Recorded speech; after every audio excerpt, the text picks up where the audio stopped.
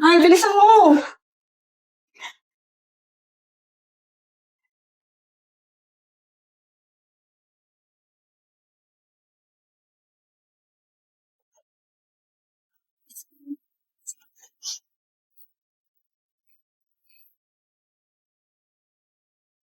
Anak, okay ka lang ba? Mahal, yung pouch nahulog. Ano ko naman, mahal? Balikan mo yun. Sige.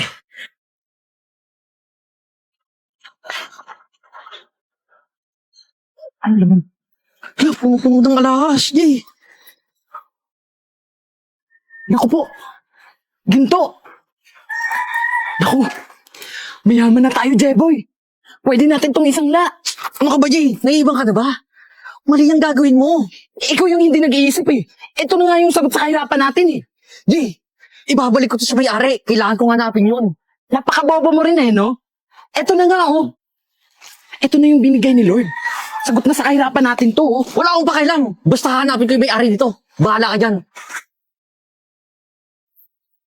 Sir, pahinto muna. Ma'am, mauna na kayo ha. Bilisan mo ha. Ganyan na yung bag.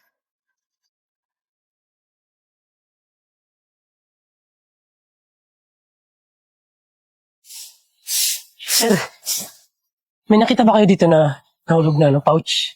Yung maliit na bag? Meron sir, kaso tumawag ako ng barangay para i-surrender sana eh. Ako sir, sa akin po yun eh. Tsaka, sir, kahit tingnan niyo po na may laman po ID dyan. Nak, tulungan niyo po ako, Nak. Ano ba nangyayari? Na po yung anak ko. Tulungan niyo po ako. Sige po, madam. Asikasuhin po namin yung bata, pero bago po yun, pumunta po kayo sa cashier, bayaran niyo po yung down payment. Dok, pasunod na po yung asawa ko. Unahan niyo na po muna. Wala pa po akong pera ngayon. Naku, madam. Policy po sa ospital na kailangan down payment muna bago namin gamutin yung mga pasyente. Sir, sa'yo nga tong bag. Sir, buti na lang ako yung nakapulot.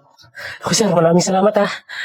Kailangan ko po kasi yan kasi sa hospital po yung anak ko nag-agabuhay.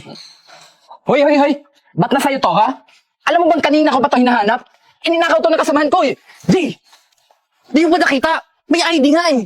Sa kanya to. Halika nga dito. Sakin mo na lang yung diskarte ko. Hindi ka ba nag-iisip? Pera na yan, oh. Pag binenta natin yan, magbabago na yung buhay natin. Jay! Nag-aagubuhay yung anak niya. At kailangan niya tong bag. Ano? Magpapakabayani ka? Eh, hindi mo nakilala yan, eh. Hindi naman natin kaano-ano yun. Wala akong pakialam, Jay. Kasi ramdam ko rin yung may anak. Nahibang ka na, tarantado ka talaga eh. Sir, sige, umalis ka na. Sir, maraming salamat ha. Sige. Mahal, nasa na yung pera? Ay, na kasi kasuhin yung anak natin. Nasa na yung pera? Bilisan mo. Dok, papunta na po yung asawa ko. Sige po. Nurse! Yes, ma'am. Madam, asikasuhin na po namin yung bata. Excuse lang po. Excuse lang po. Kami na po ba sa bata? Gawin niyo po. Sige na po. Sige na po. Dok, nabayaran na po namin lahat ng bills. Ma'am, ito na yung reseta. May butika po dyan sa labas. Pwede po kayong bumili. Tia, huwag palagi magsisalphone ha, para hindi magkakasakit. Lagi makinig kay mami at daddy mo, okay? Kasi madam, huwag nyo nang kakalimutan na painumin yung anak nyo 3 times a day. Ako Dok, maraming salamat ha. Wala ka naman. Bale, may iwan ko na kayo kasi may mga pasyente pa akong asin, okay? Ako Dok, kundi dahil sa taong tumulong sa akin, hindi ko na alam ang gagawin ko.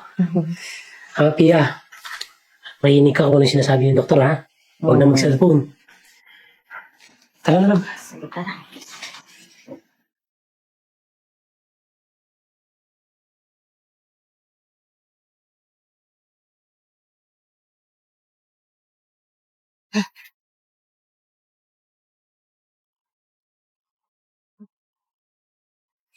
Galing na yung anak namin.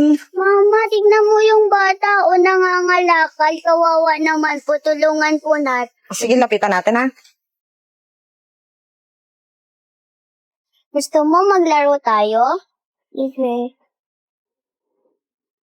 Pala bata, sino yung mga magulang mo? Oh, Zia. Nangalakal ka na naman dyan. Di ba ikaw yung nakaraan? Ako sir, ako po yun yung nakaraang araw.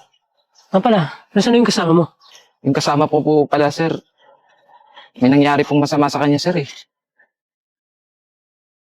Pinagkalat ko po kasi sa amin na nakapulot po siya ng maraming alahas. Kaya yun po, napag-diskitsaan po siya ng mga tambay po doon sa amin. Saka, binugbog po siya, sir. Tapos namatay po. Sobrang nagsisisi nga po ako sa nangyari, sir eh. Kasi alam ko po na may kasalanan din po ako. Siya nga pala, sir. Ito po pala yung anak niya, si Zia po. Naiwan po na mag-isa, sir, kasi wala na po kasi silang kamag-anak dito, sir eh. Kaya naging ulubi po yung bata. Ganun ba? Wait lang, alam. Kausapin ko muna. Nga pala siya. Gusto mo, sumama ka na lang sa amin para makapag-aral ka. Tsaka para may kasama yung anak ko. Zia, sumama ka na sa pamilya nila. Kasi, panigurado, bibigyan ka nila ng magandang buhay. Tsaka, mababait naman yan sila eh. Gusto mo ba yun? Kami na yung bagong mong pamilya. Sige po.